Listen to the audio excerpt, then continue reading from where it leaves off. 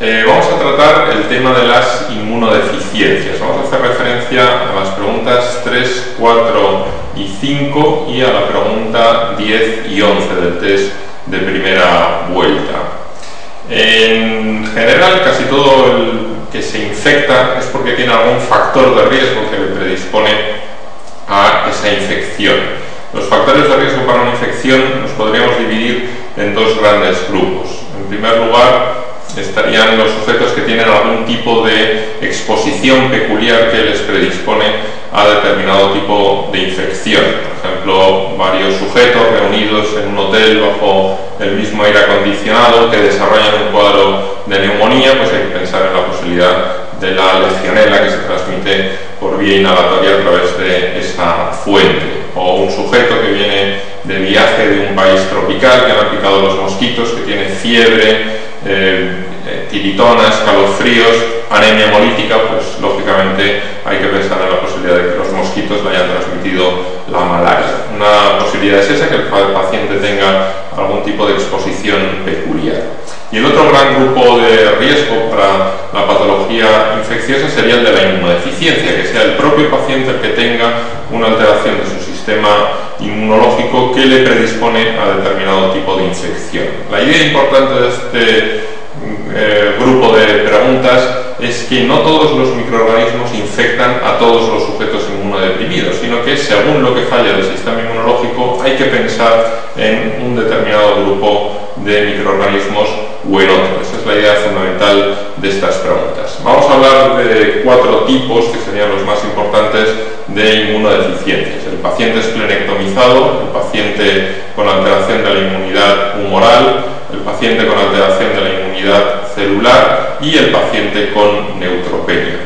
El paciente esplenectomizado, cuando se ha extirpado el bazo o existe una asplenia congénita, esta situación predispone principalmente a la infección por bacterias encapsuladas. Bacterias encapsuladas, de las cuales las más importantes a recordar serían el neumococo, el meningococo y el haemophilus. Bacterias encapsuladas en el paciente esplenectomizado. El segundo grupo importante sería el de la inmunodeficiencia de tipo humoral o déficit de inmunoglobulinas. Las inmunoglobulinas son secretadas por las células plasmáticas, que a su vez son la consecuencia de la transformación de los linfocitos B. Si falla alguno de estos pasos, linfocitos B que se transforman en células plasmáticas y estas a su vez secretan inmunoglobulinas, el paciente tendrá una inmunodeficiencia de tipo humoral, déficit de inmunoglobulinas. La inmunodeficiencia de tipo humoral puede ser de causa congénita o puede ser de causa adquirida. Dentro de las inmunodeficiencias congénitas de tipo humoral, la más importante sería la denominada inmunodeficiencia común variable.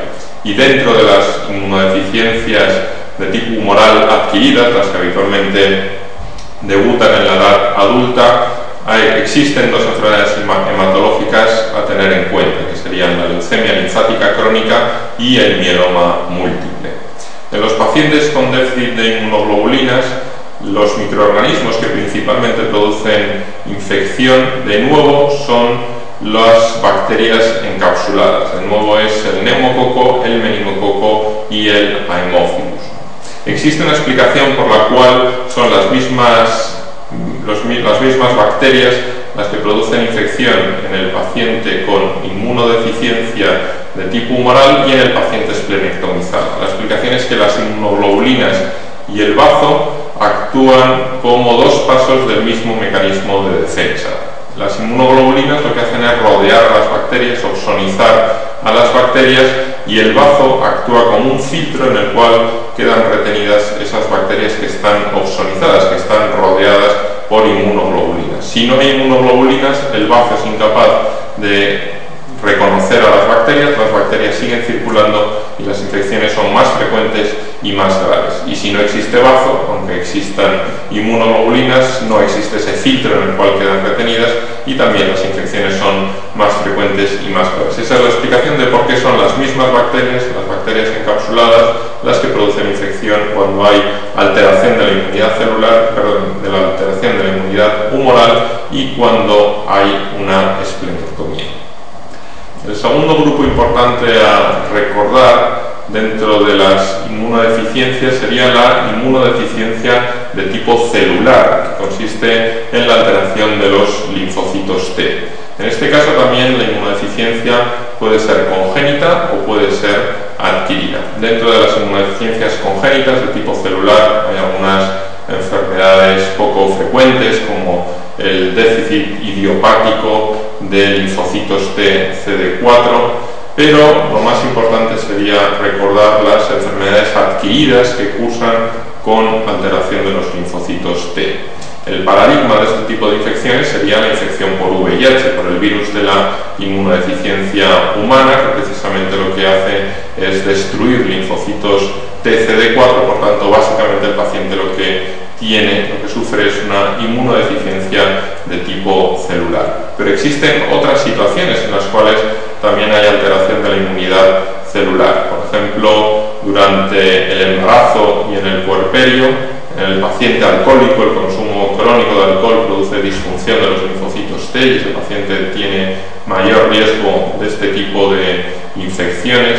En los pacientes tratados con esteroides a dosis altas por vía sistémica durante tiempo prolongado, por ejemplo en pacientes con enfermedades autoinmunes o en pacientes portadores de trasplante, también aumenta el riesgo de manera importante de este tipo de infecciones. Dentro de las enfermedades hematológicas, la que característicamente cursa con alteración de los linfocitos T es la enfermedad de Hodgkin. Y por último se decía clásicamente que existía un aumento de este tipo de infecciones en las edades extremas de la vida, tanto en los niños como en los ancianos. En los niños porque los linfocitos T todavía son inmaduros, y en los ancianos porque, entre comillas, se produce un envejecimiento de los linfocitos T, no son tan activos, tan potentes como en alguien más joven. Últimamente se ha matizado un poco esta situación de los extremos de la vida. Dentro de los niños el matiz sería que el riesgo es máximo en los recién nacidos, en los que tienen menos de un mes de vida, que se podrían considerar como sujetos con inmunodeficiencia porque sus linfocitos T son muy inmaduros. Y por el otro lado, clásicamente se decía en los ancianos, aunque ya se ha visto en estudios más recientes que por encima de los 50 años empieza a haber cierto envejecimiento, entre comillas, cierta disfunción de los linfocitos T y aumenta el riesgo de este tipo de infecciones. Las infecciones que afectan a los sujetos con alteración de la inmunidad celular globalmente son las que producen infección intracelular, microorganismos que producen infección intracelular. A efectos prácticos, la regla mnemotécnica para acordarse de este tipo de infecciones sería acordarse del virus de la inmunodeficiencia humana, del VIH. No todas las infecciones características del VIH en general producen infección en los sujetos que presentan disfunción de los linfocitos T. Por ejemplo, la neumonía por Pneumocystis jirovecii, la meningitis por criptococo, la toxoplasmosis cerebral, las infecciones por el virus de Epstein-Barr, o por citomegalovirus, o por herpes simple, o por virus varicela zoster. Todas las infecciones típicas del VIH producen en general infección en los sujetos con alteración de la inmunidad celular.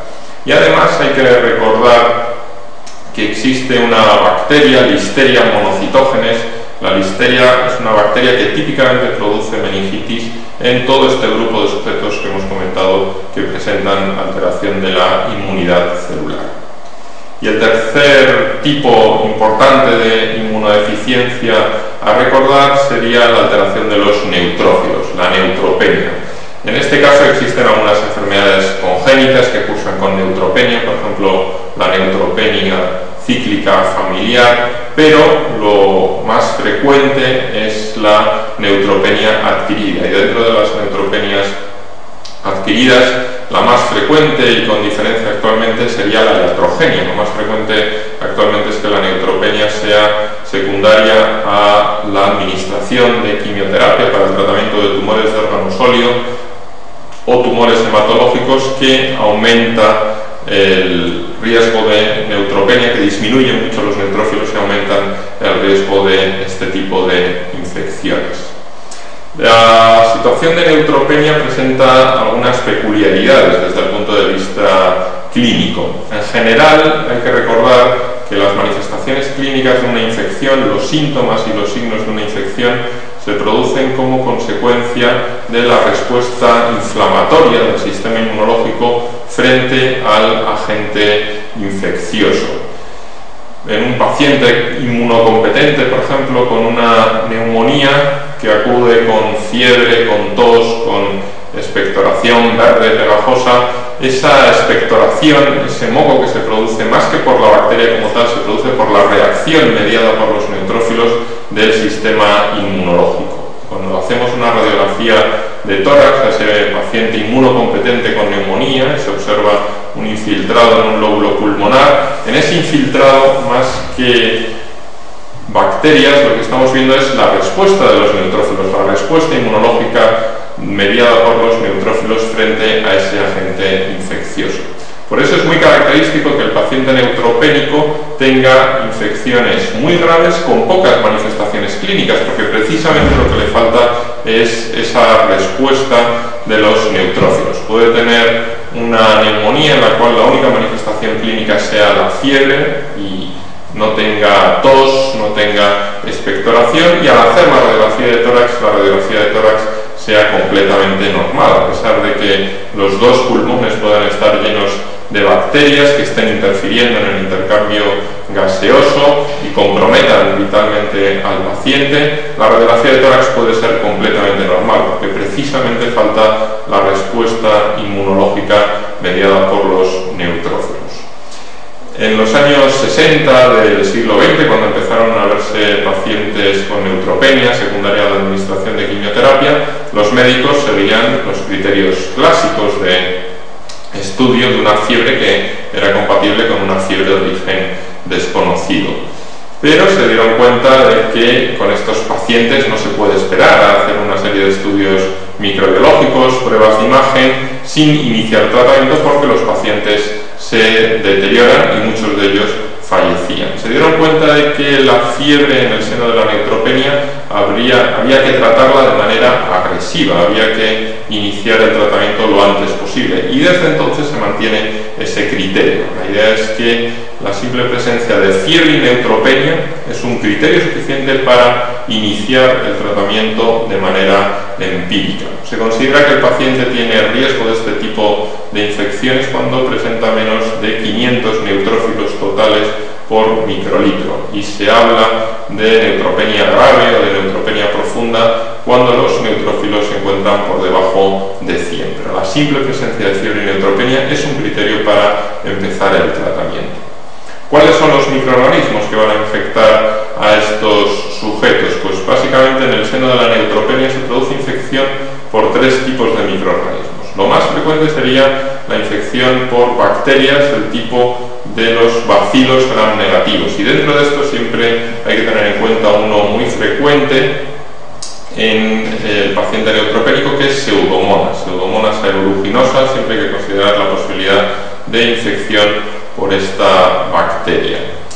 El segundo grupo de los microorganismos que producen infección en el neutropénico serían los cocos gram positivos, y dentro de estos los estafilococos. Sobre todo en este caso se produce infección en relación con las vías de acceso venoso. Es frecuente que el paciente que está recibiendo quimioterapia tenga una vía canalizada de diámetro grande para la administración de quimioterapia, o incluso una vía implantada. Si las infecciones están en relación con las vías de acceso venoso, hay que valorar la posibilidad de infección por estafilococo. Puede ser estafilococos coagulasa negativos, o puede ser el estafilococo coagulasa positivo, estafilococo aureus. En caso de infecciones graves con repercusión sistémica, hay que valorar siempre la posibilidad de que se trate de un estafilococo aureus. Y el tercer grupo de microorganismos que infecta al neutropénico son los hongos, infecciones fúngicas. Dentro de estas, la más importante a recordar sería la neumonía por Aspergillus, sobre todo por Aspergillus fumigatus, aunque hay otros hongos que también producen infección en estos sujetos, como la cándida y los cigomicetos, el grupo clásicamente llamado de mucorales, el mucor, la cándida y sobre todo la posibilidad de infección por Aspergillus. Y el último concepto importante a recordar en el paciente neutropénico, ya hemos comentado que fiebre y neutropenia es un criterio para iniciar el tratamiento, pero se realiza un tratamiento de manera escalonada. No se pone inmediatamente el tratamiento frente a esos tres tipos de microorganismos, sino de manera escalonada.